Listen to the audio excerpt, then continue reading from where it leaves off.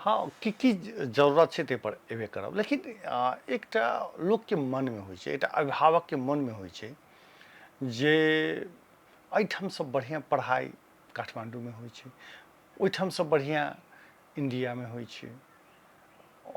ई ई जे छै से मन में मात्र होइ छै कि यथार्थ के धरातल पर सेहो किछु एहने छै।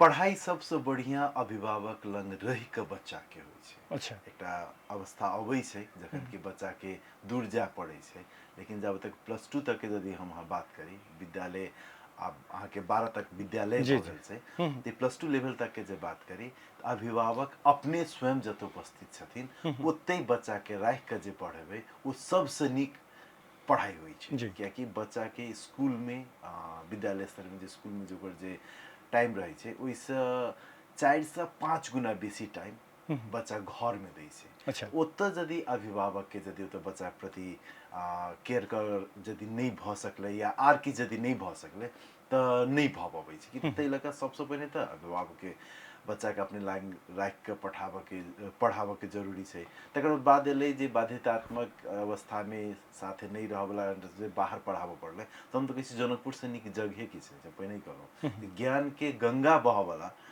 पानि के गंगा कतौ बहैत हेतै लेकिन ज्ञान के गंगा बहऽवला यदि कोनो जगह छै तऽ जनकपुर छै।